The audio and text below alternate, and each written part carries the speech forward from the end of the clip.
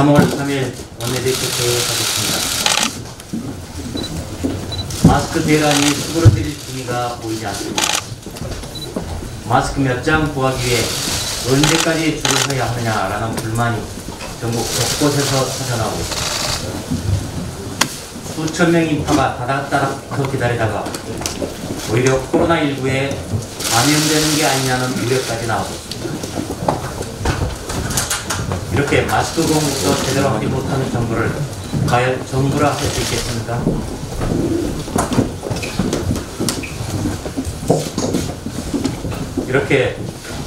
이런 상황에서 우리 당은 이런 특별 공급 방식을 제안합니다. 정부나 지자체가 직접 업체와 계약해서 일괄 구매한 뒤에 임장, 통장 등 행정조직 또는 아파트 관리사무소 등을 통해 배분하는 방식을 제안합니다. 농촌, 산촌에 거주하는 고령자들 혹은 요양원에 계신 분 등은 사고 싶어도 살 수가 없습니다. 그런 마스크 구매가 어려운 분들에게 직접 전달할 필요가 있고, 이렇게 되면 이중 구매랄지 원정 구매랄지 사재기 등이랄지 이런 것들을 막을 수 있습니다. 이미 부산 기장군은 예비비로 구매 계약을 체결해 단맥 7만 가구에 마스크 5장씩 나눠줬다고 합니다. 경북 청도군은 인구 4만 5천 명에게 1인당 4장씩 무상으로 공급해줬다고 합니다. 이렇게 중소도시에 대한 특별 공급 방식, 정부는 반드시 검토해서 마스크 대란을 해소해 주시기 바랍니다.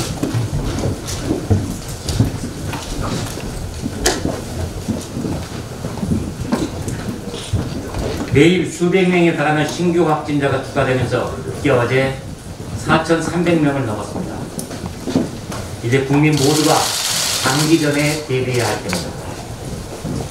어제 대한의사협회는 311 캠페인을 제안했습니다. 3월 첫 주 일주일 동안 범국민적으로 사회적 거리 두기를 실천해달라고 권유한 것입니다. 우리 미래통합당도 국민 여러분께 호소드립니다. 의협에서 제시한 사회적 거리 두기에 동참하고 방역당국이 안내하는 개인 위생수칙을 철저히 지키해 주시기를 당부드립니다. 우리가 하나 되면 이 사태 반드시 단시간에 극복할 수 있습니다. 어제 오후 실시된 대정부 질문에서 코로나 사태에 대한 국무위원들의 답변은 국민들의 우라통만 자극했습니다. 방역 실패에 대한 반성은 전혀 보이지 않았고 오히려 정부는 잘하고 있다는 자화자찬만 드러난 것입니다. 입국 당시에는 아무 증상이 없었지만 지난 1일에는 강릉에서 처음으로 중국인 유학생 확진자가 나왔습니다. 전문가들과 우리 국민들이 우려했던 무증상 중국인의 국내 입국이 바로 확인된 것입니다. 이런 상황에서 강경화 외교부 장관은 우리는 방역이 잘 되고 있다. 그래서 중국인 입국 금지는 불필요하다 라고 했습니다.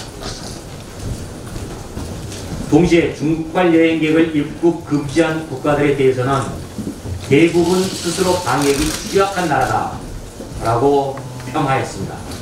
이게 외교부 장관이 할 말입니까? 진영 행안부 장관은 중국발 입국을 왜 막지 않느냐라고 물었더니 이렇게 대답합니다. 중국발 입국 금지를 하고 있는 나라보다 안 하는 나라가 더 많다. 우리나라는 중국과 이웃국가입니다. 그리고 인구당 확진자가 중국을 이미 앞질렀습니다. 참으로 한심하기 짝이 없는 무책임한 발언입니다. 중국인 입국을 조기 차단한 국가들일수록 코로나 감염 확산이 덜 일어났다는 점은 중국과 국경을 맞대고 있는 몽골, 러시아의 사례에서 잘 나타나고 있습니다. 그런데도 이 정권은 여전히 중국 시진핑 방안에만 매달리면서 중국 눈치 보기에 급급하고 있습니다. 추미애 법무부 장관도 궤변을 드러났습니다. 한국의 조치는 과학적, 객관적, 실효적이었다는 게 국제사회의 평가다라고 말하고 있습니다. 아니, 그렇게 과학적, 객관적, 실효적이었다면 왜 우리나라 코로나19 확진자 수가 발원국 중국을 제외하고 전 세계 1위가 됐습니다. 그리고 왜 그렇게 과학적, 객관적, 실효적으로 방역을 한다는데 전 세계 80개가 넘는 나라에서 우리 국민의 입국을 제한하고 여행객들을 강제로 격리하고 있습니다. 이게 출입국을 관리하는 법무부 장관 할 소리입니까? 말로만 국민의 생명과 안전을 최우선으로 둔다고 하지 말고 지금 당장 중국인 전면 입국 금지를 이제라도 실시하기를 거듭 촉구합니다. 방문 유리창 활짝 다 열어놓고 사이약 뿌리겠다는 꼴밖에 안 됩니다.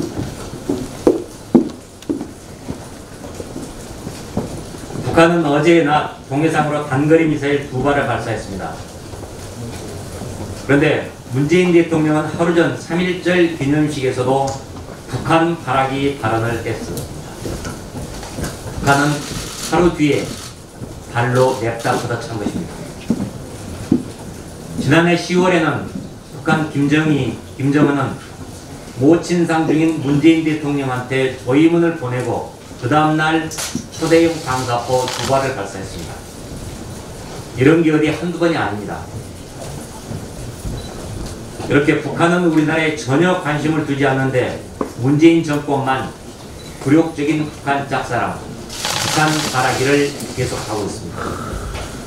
이러는 사이에 북한 비핵화는 점점 더 요원해지고 있습니다. 지금 대한민국은 그야말로 비상 상황입니다. 대통령은 대한민국 국민의 생명과 안전을 지켜야 하는 대통령이지 북한 김정은 정권의 보호자가 아닙니다. 북한의 무력 도발에 대해서 단호하게 대응하기를 촉구합니다.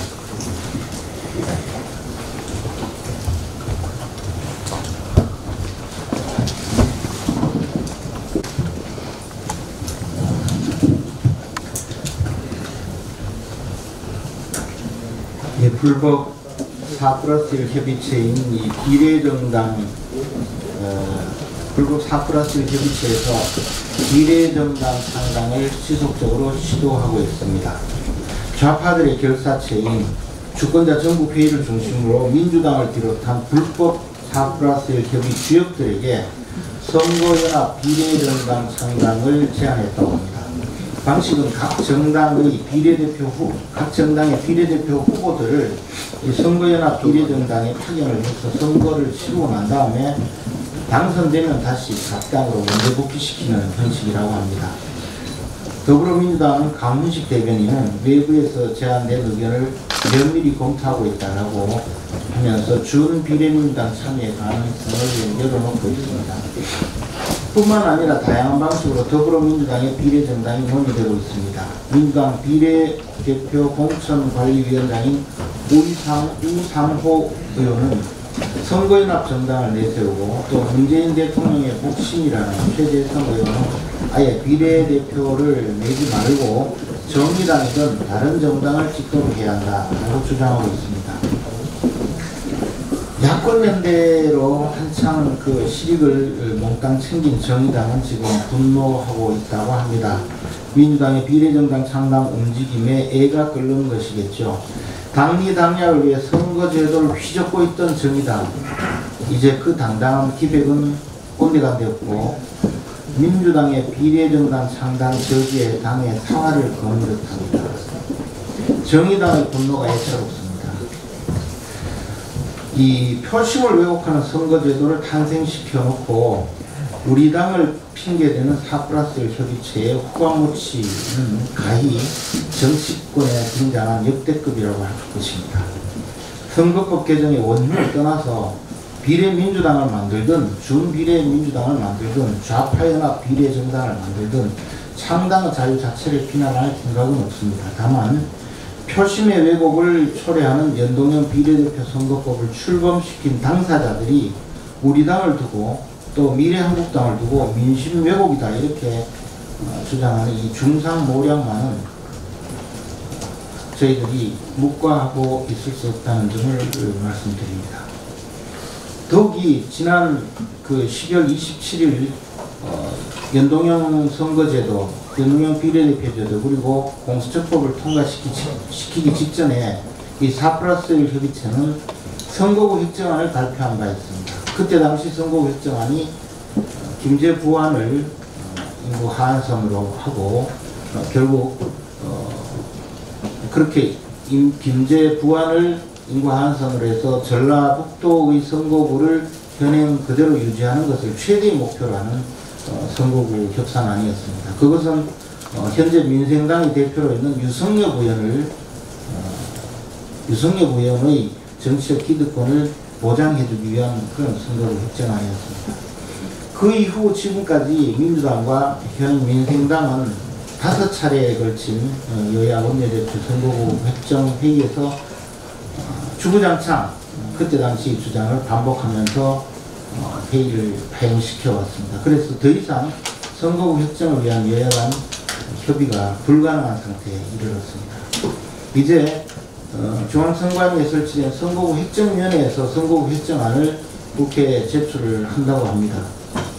그런데 민주당과 유성엽 대표는 계속적으로 선거구 획정위에 모든 것을 맡기자고 주장을 해오다가 오늘에 이른 것으로 봐서 모종의 커넥션이 있지 않을까 생각을 합니다. 조혜주 상임위원이 앉아있는 이 중앙선관위에서 만약에 민주당과 민생당의 오더를 받아서 선거구 획정안을 가지고 온다면 중앙선관위는 권력의 추구 노릇을 하는 여당의 그 하청업자로 전락한다는 점을 명심하시기 바랍니다. 도대체 언제부터 국회 입법권을 중앙선관위가 행사하고 또 더욱이 여당의 정치적 이익을 위해 봉사하는 중앙선관위가 된 것입니까? 조만간 중앙선관위에서 선거구 획정안을 들고 온다고 하는데 저희들은 지켜보고 있겠습니다. 지난 12월 27일 공수처법과 연동형 비례대 선거법을 통과시키기 위해서 당시 민주당과 4+1 협의체가 거래했던 선거구 획정안을 중앙선관위가 들고 온다면 중앙선관위는 더 이상 기능을 상실한 것이라고 생각을 합니다.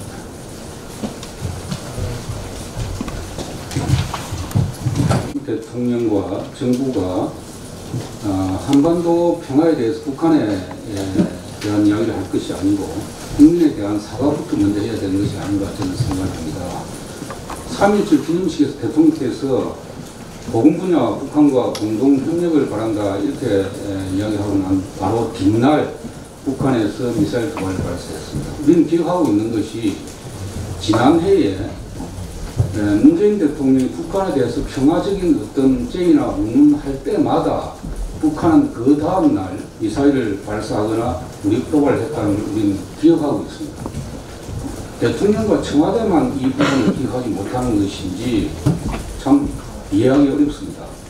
지금 국민들은 대통령이나 정부로부터 듣고 싶어 하는 것은 북한 발악이나 중국 발악이 아니고 우리 국민들의 생명과 안전에 대한 대책, 또한 코로나19에 대한 대책을 듣고 싶어 하는 것이죠.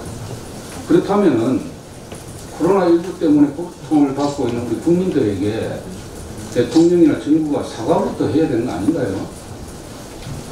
우리 국민들은 우한 코로나19에 대해서 잘못된 정부의 대책, 그리고 뒤늦은 대책으로 인해 가지고 우리 국민의 생명이 위협받는 것에 대해서 청와대나 정부가 솔직히 사과해 주기를 바라는 것입니다. 그걸 또 요구하는 것이죠. 뿐만 아니라 여기에서 비롯된 우리 중국에 대한 저자세 외교, 또 마스크 조공 논란 이런 데 대해서 정부가 국민들에게 해명하기를 바라는 겁니다. 그동안 우리 대한민국이 해외여행에서 가장 높은 여권 파워를 가진 우리 국민이었습니다. 근데 지금 현실은 어떻습니까? 82개국으로부터 입국 제한을 받고 있는 상황입니다. 이러한 우리 대한민국 위상의 추락과 국민들의 자존심 훼손에 대해서 정부나 대통령으로부터 사과받기를 우리 국민은 원하고 있는 겁니다. 지금이라도 대통령 국민 앞에 진심 어린 사과와 반성이 있어야 된다고 저는 생각합니다. 위성정당 창설, 비례정당 창설 이런 부분에 대해서 그동안 논란이 많이 있었습니다. 우리 당에서도 최근에 민주당의 위성정당이 아니죠. 뭐 비례정당이라고 하기도 합니다만 이 공식화에 대해서 많은 공격을 했습니다. 제가 한 번 더 말씀드리고자 합니다. 이해찬 대표와 이인영 원내대표가 또 민주당 지도부가 과거에 어떻게 했습니까? 미래한국당 창당 과정에서 창준이 결성 신고할 때부터 해가지고 등록하는 과정 모든 과정마다 그야말로 엄청난 맹비난을 했습니다. 심지어 우리 당의 한교안 대표, 미래한국당 대표, 사무총장 전부 고발했지 않습니까? 그런데 그 불과 열흘도 지금 지나지 않았습니다. 그런데 민주당이 손바닥 뒤집던 위성정당, 비례정당을 창당하겠다는 거, 이거 정말 어떻게 이해해야 될지, 우리 국민들이 이해할 수 있을지, 정말 부합무치한 행동 아닌지, 더불어민주당은 국민 앞에 해명해야 합니다. 그리고 이러한 민주당 지도부가 한 이 코미디 같은 운동에 대해서 국민들이 어떻게 이해할지 참 저는 지켜볼 것입니다. 민주당의 거짓 협치 노름에 결국 짜투리 4개 정당만 덜러리가 되고 말았는데요. 이 민주당의 이 비례정당 추진을 결국 현실화한다는 것은 연동형 비례대표제 이거 이제 존재 이유가 없어진 겁니다. 왜 연동형 비례대표제를 그렇게 1년 동안 논란을 벌려가면서 전국을 혼란시키면서 국론을 분열하면서 왜 추진했는지 더불어민주당은 국민 앞에 답변해야 됩니다. 이제 더불어민주당은 더 이상 민주주의 더럽히지 말고 이 실험 정치의 처참한 실패를 인정하고 국민 앞에 사과해야 됩니다.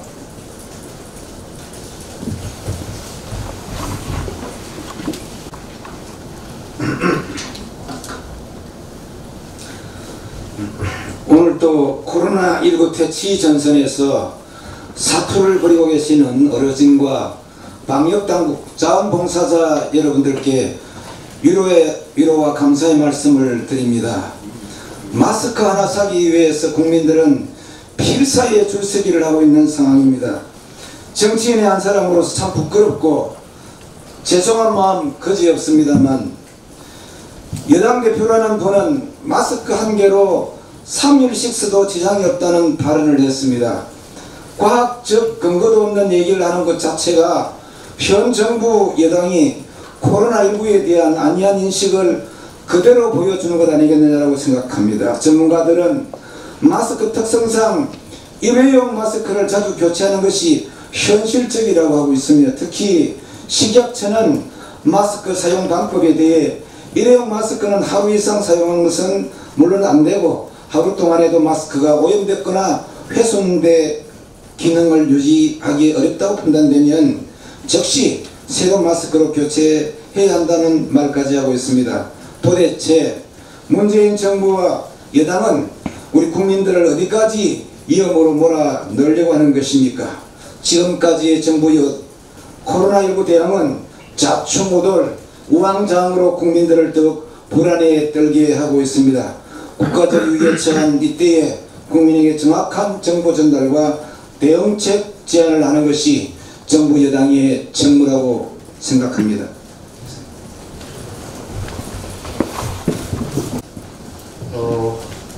저도 우한 코로나와 싸우면서 국민의 생명과 안전을 지켜주고 계시는 의료진들 또 관계되시는 모든 분들께 감사의 말씀을 드립니다. 우한 코로나 사태가 걷잡을 수 없을 정도로 확산되고 있습니다. 우리 미래한국당은 추경안 처리에 초당적으로 협조할 것을 다시 한번 명백히 밝힙니다. 그러나 국민의 고열을 짜내는 추경을 요구하는 청와대와 여당의 태도가 고약하기 이를 데 없어 한 말씀 드립니다. 지금의 위기는 초기 방역 상황을 지나치게 낙관하고 오판한 대통령과 여당의 안이한 상황 판단이 주요 원인입니다. 전문가의 의견에는 기다든 채 일부 방역상과에 자화자찬하면서 방역 골든타임을 놓쳐 코로나가 확산된 것임에도 국민께 사과 한마디 없습니다. 한술 더 떠서 여당 대표는 추경 통과가 지연되면 긴급재정명령권을 발동해야 한다며 국회를 겁박하고 있습니다.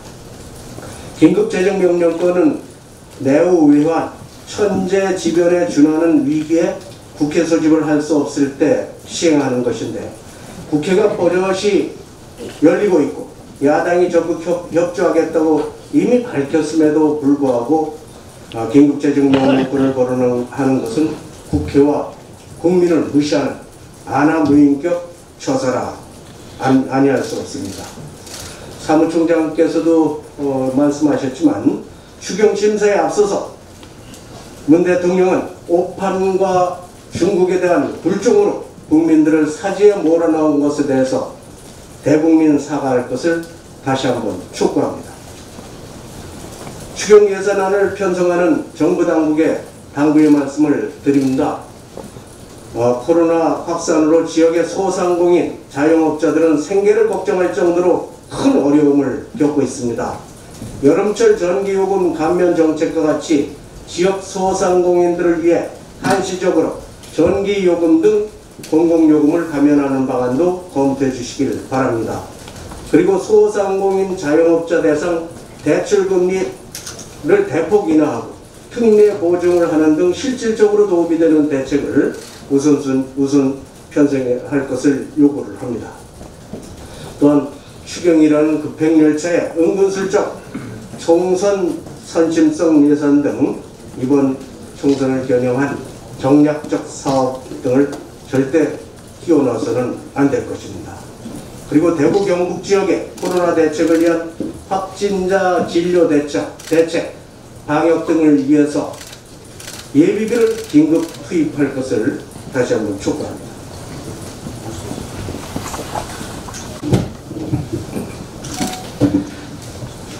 예, 정정식 의원입니다.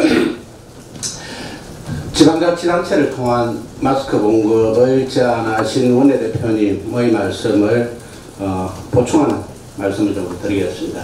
어제 저한테 지역민들께서 많은 전화를 하셨고 농협 조합장 한 분은 이런 문자를 보내왔습니다. 각 농협 하나로 마트에 일정 수량의 마스크 내려오지만 농어촌민은 반일을 하다 시간 내서 줄 서서 마스크 살 시간적 여유가 없어요. 줄 서 있는 사람 보면 외지인이 다수입니다. 일부 몇몇은 고성에 싸움까지 할 기세입니다. 차라리 각 읍면마을 영농 후계자나 이장을 통해 마을 주민께 공평하게 돌아가게 했으면 좋겠다. 어르신들 마스크 구하려면 하늘의 별따기입니다. 라는 문자를 보내왔습니다. 우리 대한민국 사회는 고령사회입니다. 그렇지만 농어촌은 초고령사회에 접어든 지 오래됐습니다. 저희 통영의 경우에는 60세 이상 인구가 25%, 그리고 고성의 경우에는 70세 이상 인구가 20%가 넘었습니다. 초고령사회라는 것은 전체 인구의 20% 이상이 65세 이상일 때를 초고령사회라고 합니다. 그렇기 때문에 이런 어르신들께서 마스크를 구하려면 정말 하늘의 별따기입니다. 정부는 우리 당이 제안한 것처럼 하루빨리 지방자치단체를 통해서 이장, 통장 등을 분들을 통해서 각 지역의 주민들에게 원활하게 마스크를 공급해야 될 것입니다. 이상입니다.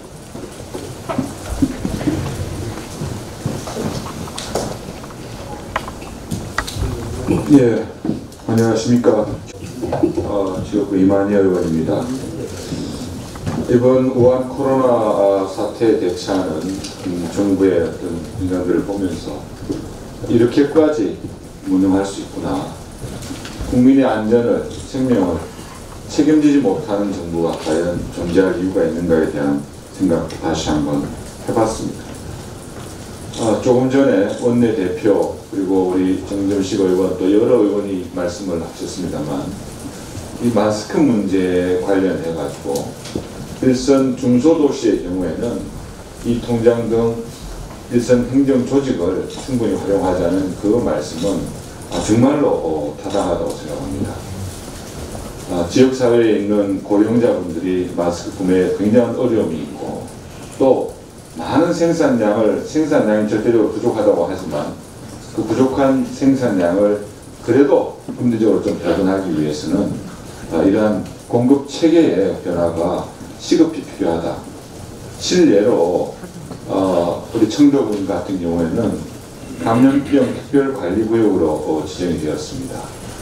그래서 그 지역에 17만 장 정도의 마스크가 공급이 되었습니다.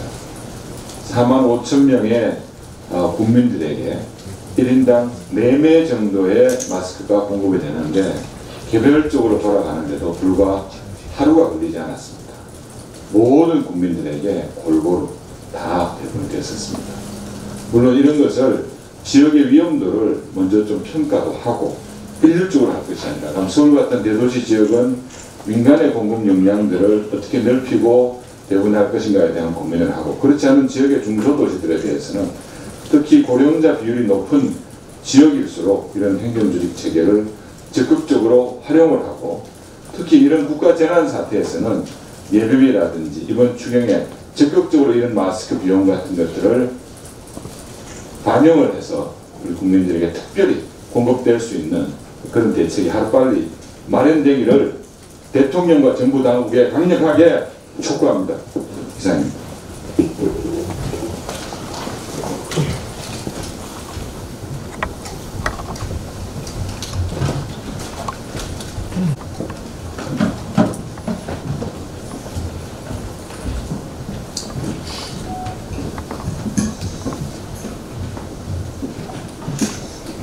무한 코로나가 창궐하고 있는 지금 상황은 가히 준정시 상태라고 할 수 있습니다. 비상 대응 시스템을 가동해야 됩니다. 재난 상황입니다. 마스크조차 지금 택도 없이 부족합니다. 매일 갈지 않아도 우리 전 국민 한만 끼워도 2,500만 개가 필요합니다. 지금 공급되는 숫자, 지금 거론되는 숫자 갖고 택도 없습니다. 바로 이러한 중요한 이런 방역을 위한 물자는 전시 전략 물자에 준하는 그런 지정을 해서 비상 생산체제를 가동해야 됩니다.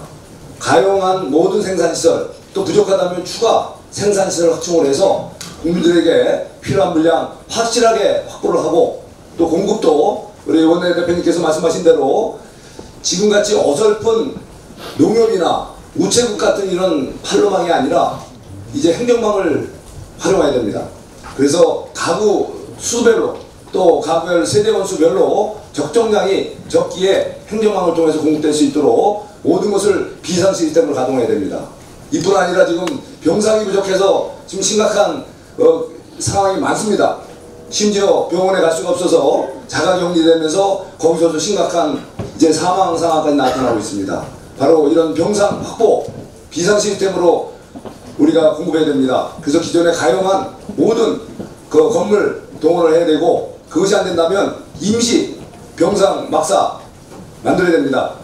이뿐 아니라 지금 의료인력 무척 부족합니다. 바로 이 부족한 의료인력 확보를 위해서 민방위 시스템, 예비군 시스템, 유사시에 전시에 준하는 우리 가용 인력 동원 시스템 가동해야 합니다.